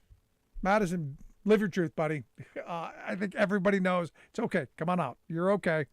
You'll be fine. But the message here, this isn't Democrats doing this. This is the Republicans. This is the Republicans, throwing him under the bus because, well, he's no longer in the circle of trust. He gave up the reality that there were evidently cocaine and orgy parties somewhere. And this is the weird thing. The weird thing is these people are really repressed. And this is what they do when you cross them. And I think Madison's figuring it out. Now, what I find it more interesting, and I hope he wins, I kind of do. There's an 8-way primary that he's in the middle of, that I guess he's still leading 38-21 against his next nearest competitor. It would be hysterical if he still won. And they had to deal with it. And then for the next couple of years, you keep seeing this drip of stuff because trust me, I'm sure there's more. I'm sure there's much more. Because this guy's probably been chaotic for a very long time. It's just that nobody bothered to mention it. They just kept it to themselves, so they could keep him he got a little big for his britches. Now they're dropping him down. Crazy stuff. And also, Ron Johnson, senator from Wisconsin, evidently the good senator believes that it may be true that vaccines for COVID-19 cause AIDS. Yeah, we've got a senator, a sitting U.S. senator, spreading that kind of idiocy and misinformation. No, it's not like he said it. He was on some crazy show that some Rumble or Bumble or Dumble, and the guy said, "Oh, do we know?" No, you don't. And this is what's wrong with how far things have gotten. How far things, where a sitting senator is not going to go, "No, you're wrong." What happened to the John McCains of the world? Why would, I don't know. We're in troubling times where truth and honesty can't, I don't know. I just struggle to see where we're heading with people like this as our leaders. And this is where we as voters, we have to be the ones who step up, and we as citizens have to be the ones that step forward and run for office and be the change we want to see. Be the leaders that we need. Be the vision. Because these folks, they ain't doing it. Ain't happening. Gonna take a quick break, right back. Stick around. If you're just joining us again, make sure you grab the podcast, share the podcast. Make a comment. Love to hear it. You can also email me, rick@thericksmithshow.com. Back after this.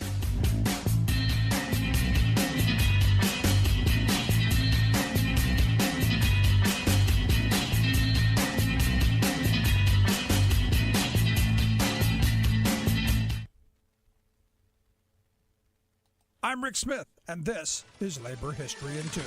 On this day in labor history, the year was 1886. That evening, a workers' rally in Chicago, Illinois, became known as the Haymarket Tragedy. On May 1st, workers across the city and around the country held massive rallies for the 8-hour workday. 2 days later, the police had fired into a crowd of workers on strike outside the McCormick Reaper plant in the Chicago neighborhood of Pilsen. 2 workers were slain and many more were injured. Angry workers called a rally at the city's Haymarket Square to protest the police violence and to call for the 8-hour day. When the police attempted to disband the rally as it was ending, an unknown person threw a dynamite bomb into the ranks of the advancing police. In their confusion, the police began firing their weapons. A total of 7 policemen were killed and an unknown number of workers were struck. In the aftermath of the bombing, union offices and labor papers were raided throughout the city. 8 vocal supporters of the workers' movement were put on trial.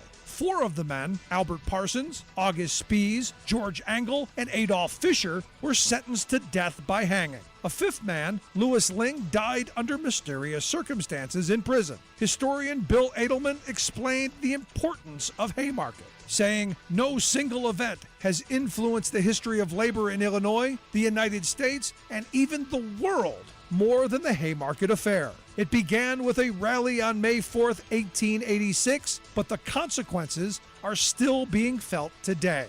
Although the rally is included in American history textbooks, very few present the event accurately or point out its significance. Throughout the world, the Haymarket martyrs are remembered, and May Day is celebrated as International Workers' Day. Labor History in 2 brought to you by the Illinois Labor History Society and The Rick Smith Show. Today, CEOs of big corporations are playing the tricky inflation blame game. Publicly, they moan that the pandemic is slamming their poor corporations with factory shutdowns, supply chain delays, wage hikes, and other increased costs. But wait, inside their boardrooms, executives are high-fiving each other and pocketing bonuses. What's going on? The trick is that these giants are in non-competitive markets operating as monopolies, so they can set prices, mug you and me, and scamper away with record profits.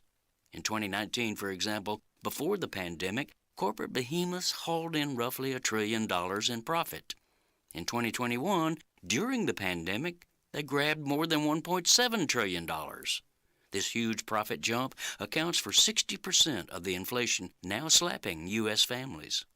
Take supermarket Goliath Kroger. Its CEO gloated last summer that, quote, "a little bit of inflation is always good in our business," adding that, quote, "we've been very comfortable with our ability to pass on price increases to consumers." Comfortable indeed. Last year, Kroger used its monopoly pricing power to reap record profits. Then it spent $1.5 billion of those gains not to benefit consumers or workers, but to buy back its own stock.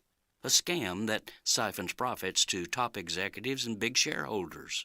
Or take fast food purveyor McDonald's. It bragged to its shareholders that despite the supply disruptions of the pandemic and higher costs for meat and labor, its top executives had used the chain's monopoly power in 2021 to up prices, thus increasing corporate profits by a stunning 59% over the previous year. And the game goes on. "We're going to have the best growth we've ever had this year," said a Wall Street banking titan. This is Jim Hightower saying, "Hocus pocus, this is how the rich get richer."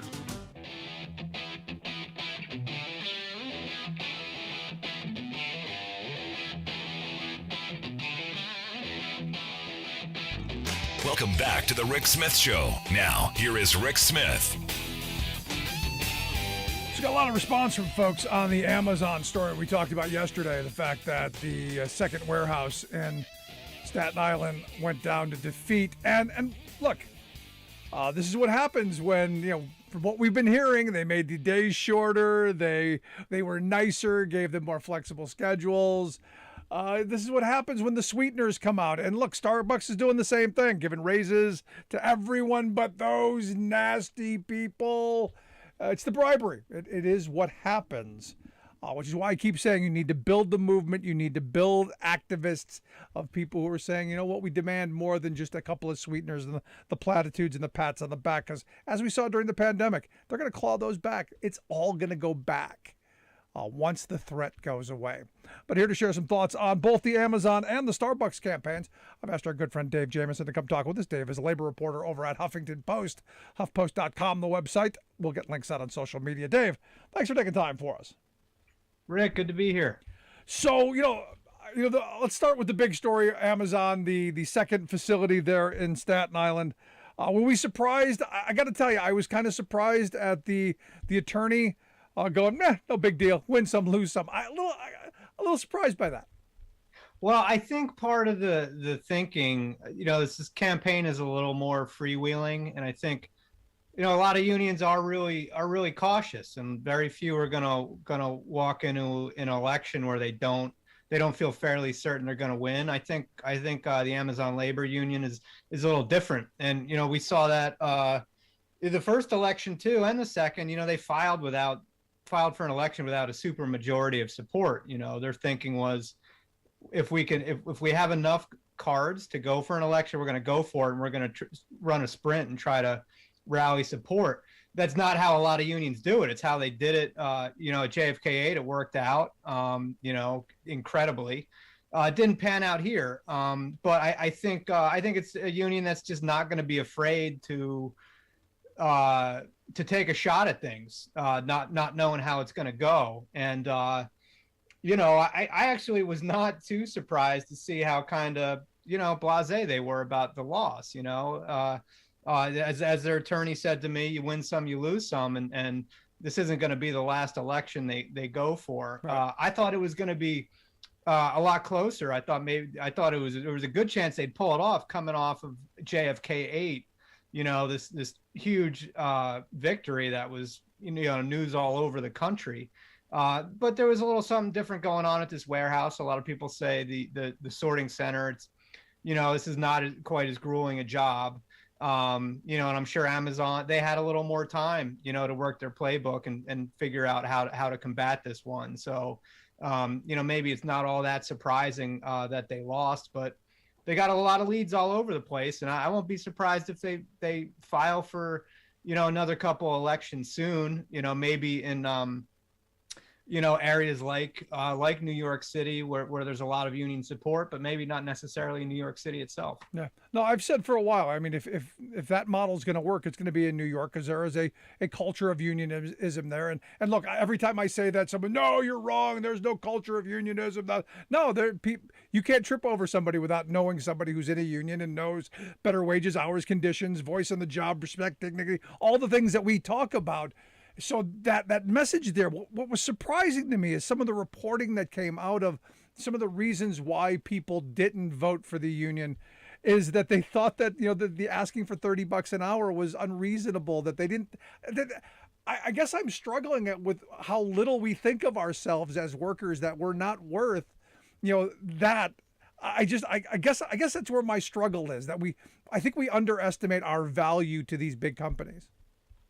Yeah, and the wage piece is interesting. I think, the Amazon labor union has said, they think $30 would be right. I think a lot of unions would probably be reluctant, or at least really cautious, to be putting a number out there, for fear you're going to set expectations. But I think amongst themselves, they just decided that that's kind of where it should be for where they live, that's what they're going to need to kind of have anything like a middle class life there. So that's the number that they've thrown out.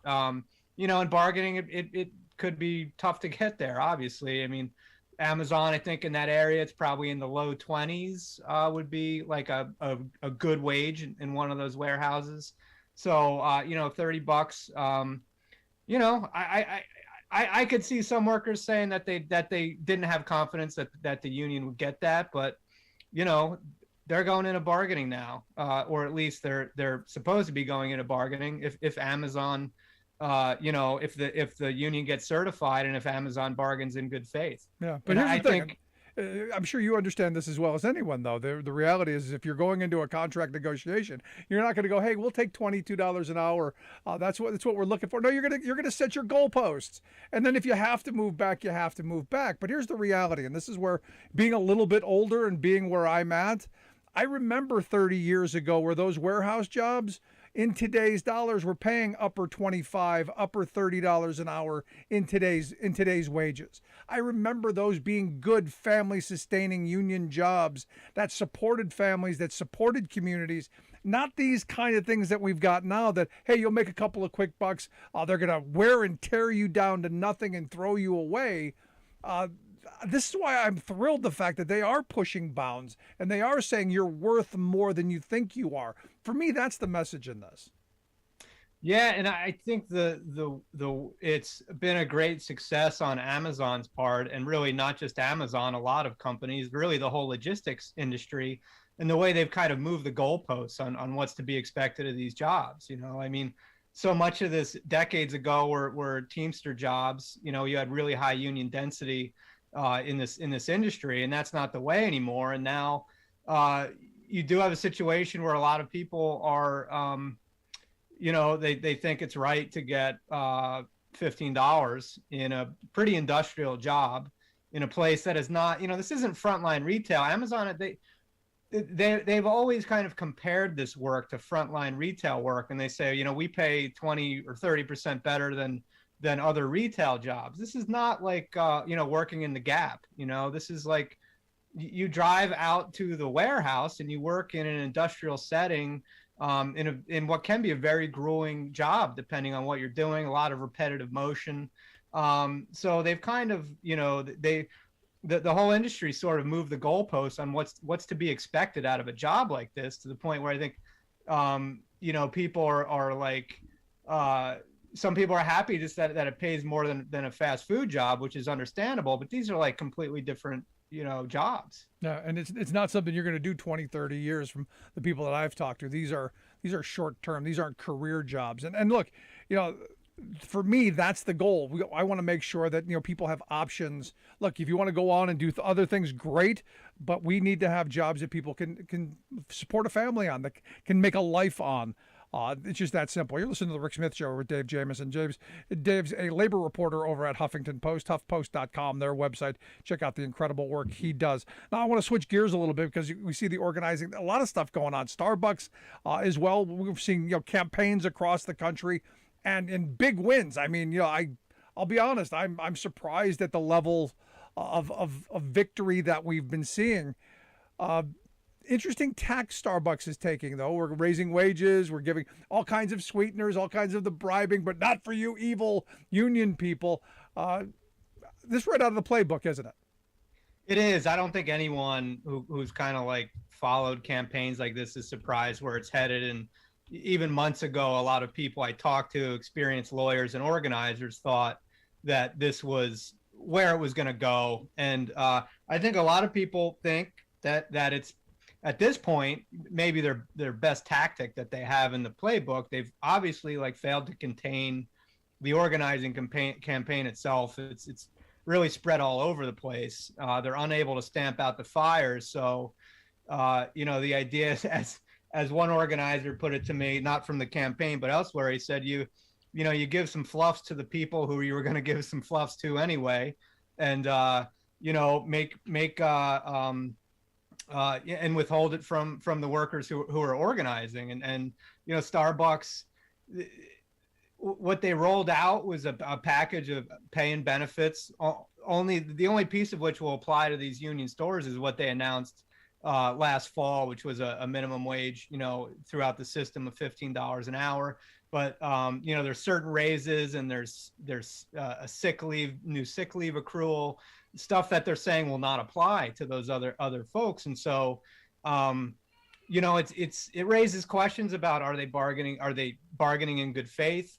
Raises questions legally. Are they trying to punish people for unionizing or thinking about unionizing? And a lot of this is going to go to the labor board. And I think wherever the labor board sees unfair labor practices on the part of Starbucks, I think they're going to crack down hard, because this is a very high profile organizing drive, the highest profile in many years. And I think the board, the general counsel, will probably see this as a teachable moment for everybody about how the law is supposed to protect people. So I think Starbucks is in a fairly dangerous spot here with the way that this thing has caught fire, and the way they are trying to aggressively combat it in really the most high profile ways you can.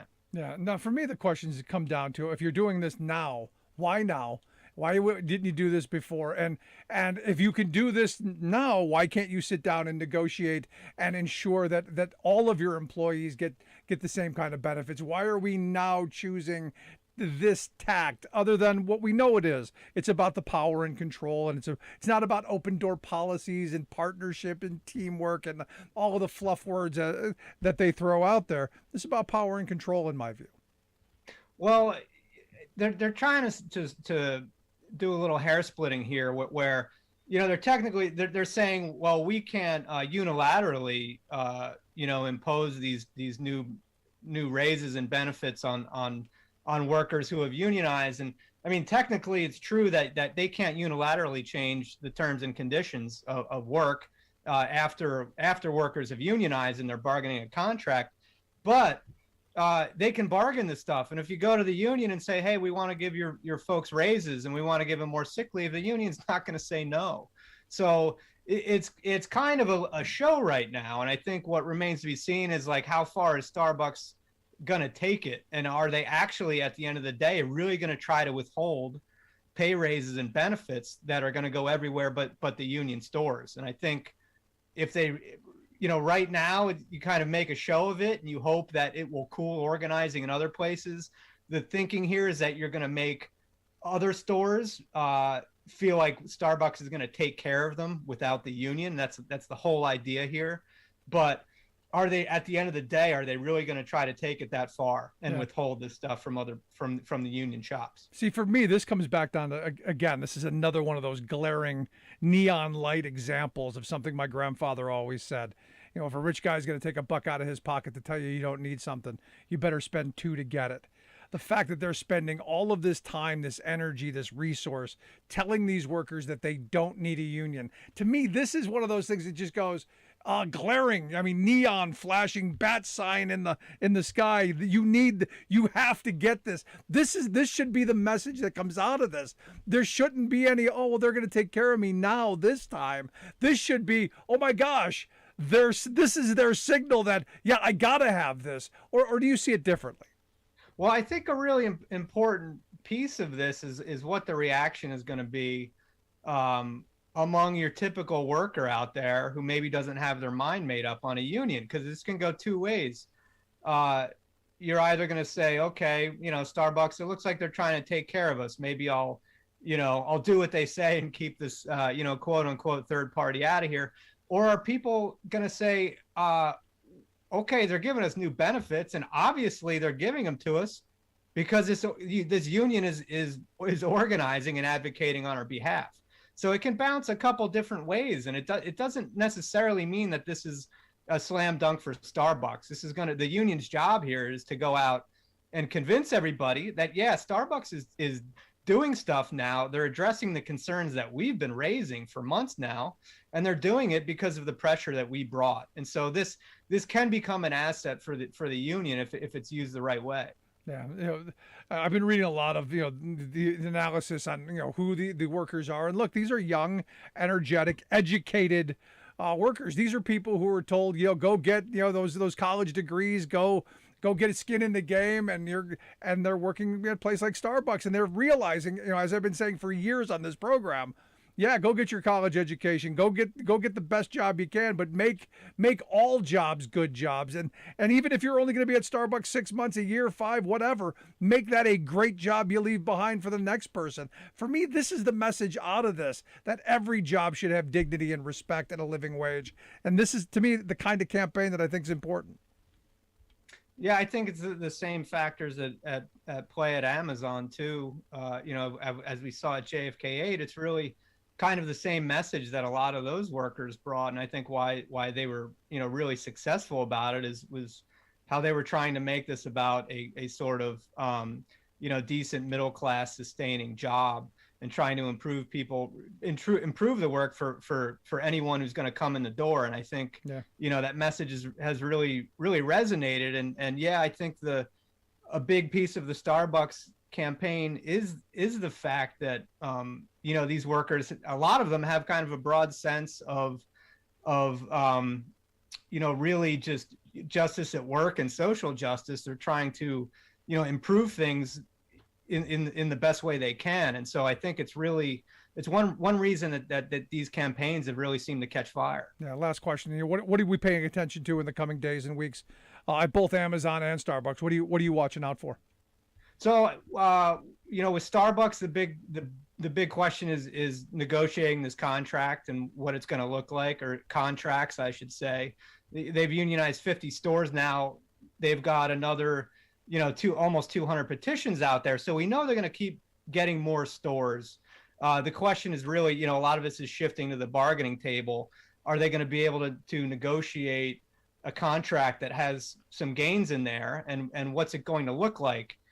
Because these are all separate bargaining units all over the country, right? So the union's trying to get this kind of national framework in place where they're going to have some baseline protections for workers everywhere who are in the unionized shops, but they also want to let stores address their own issues too. So they're kind of working on two wavelengths here, and it's really tricky when you're talking about bargaining technically dozens of different contracts.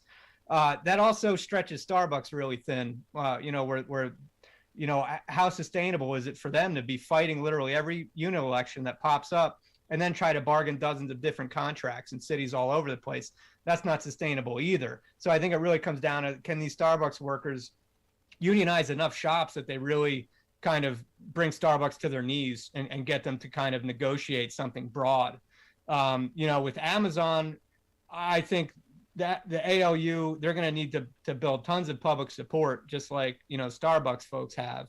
And they're going to want this organizing to go beyond JFK 8 and really beyond New York City. I think they're going to have to be talking about strikes and all kinds of things to really get a contract. Yeah. And there's so much excitement about winning elections, but really, at the end of the day, there's a contract fight. And I think a lot of people lose sight of that. Absolutely. Dave, I appreciate the time. Keep up the great work. Appreciate the work you do. Fabulous stuff, my friend.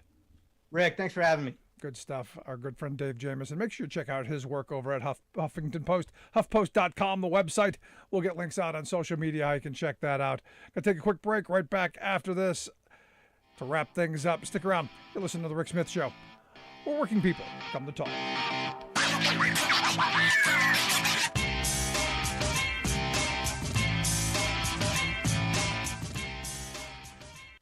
I'm Rick Smith, and this is Labor History in 2.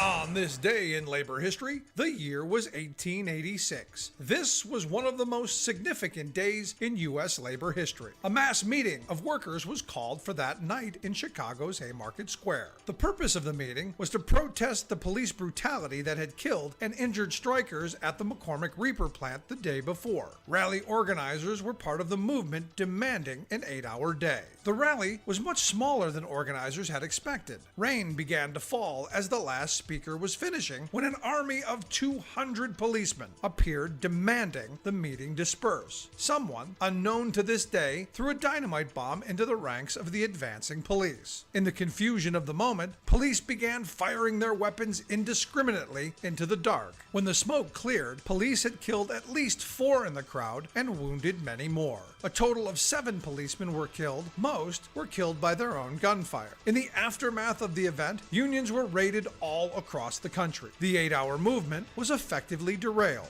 8 men were put on trial in Chicago. Some were not even present at the time the bomb was thrown. They were put on trial for their ideas. 4 of the men, Albert Parsons, August Spies, George Engel, and Adolf Fischer, were sentenced to death by hanging. A 5th man, Louis Ling, died under mysterious circumstances in prison. The remaining 3 went to prison and were eventually pardoned by Illinois Governor Altgeld in 1893. Before he was hung, August Spies declared, "The day will come when our silence will be more powerful than the voices you strangle today."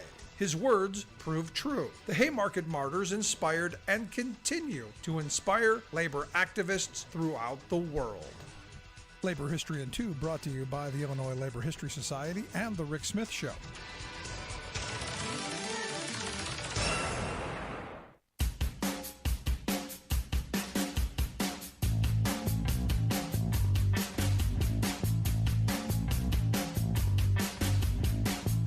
Welcome back to The Rick Smith Show. Check out our website, thericksmithshow.com. Questions, comments, something on your mind, you can email me, Rick at thericksmithshow.com. If you miss any of the program, make sure you grab the podcast. Always there, always available, ready to be shared, ready to be, well, given around. It's free. It's free. Always free, given to your friends. Quick couple of emails I wanted to jump into. Vicky sent me an email, said, I just watched your show on FSTV, Free Speech TV. You putting a man in a 12-foot hole with no cage. When I came across this, 2 brothers in a 14-foot hole, no cage.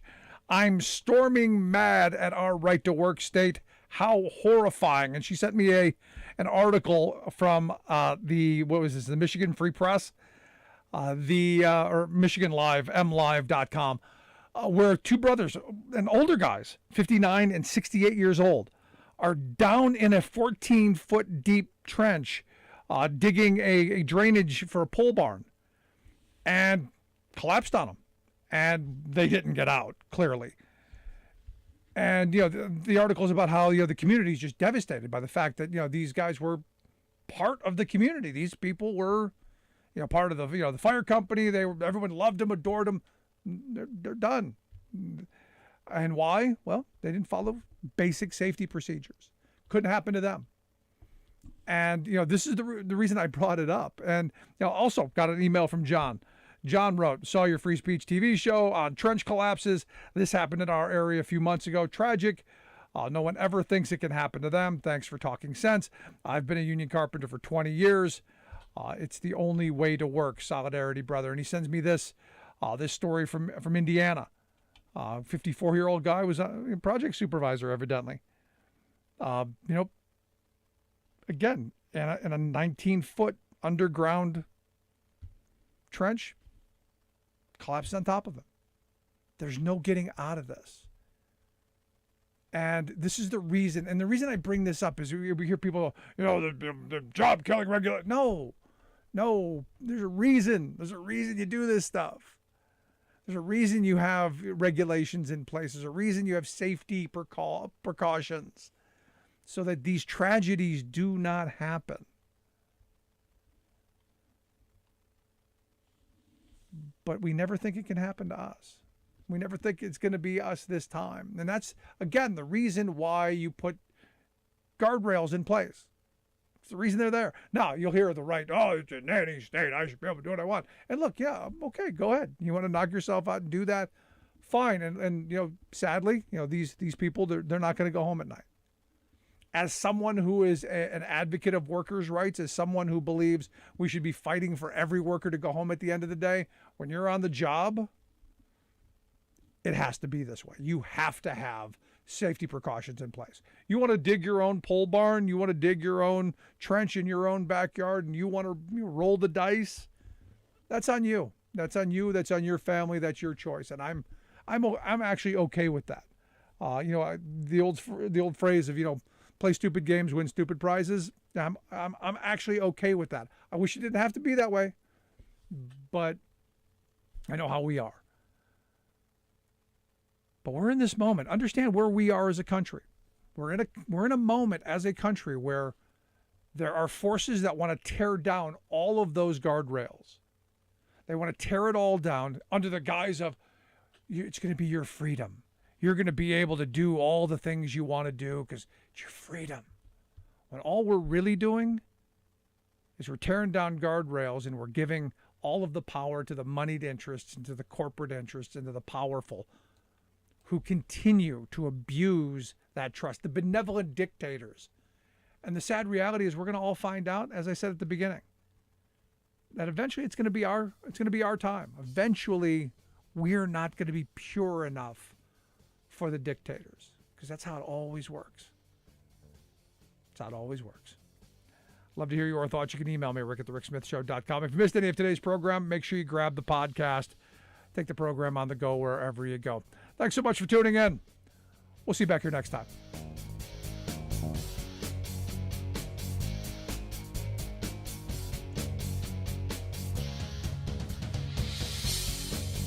You've been listening to The Rick Smith Show.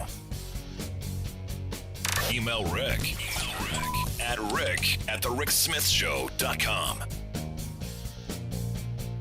Until next time, this has been The Rick Smith Show, where working people come to talk.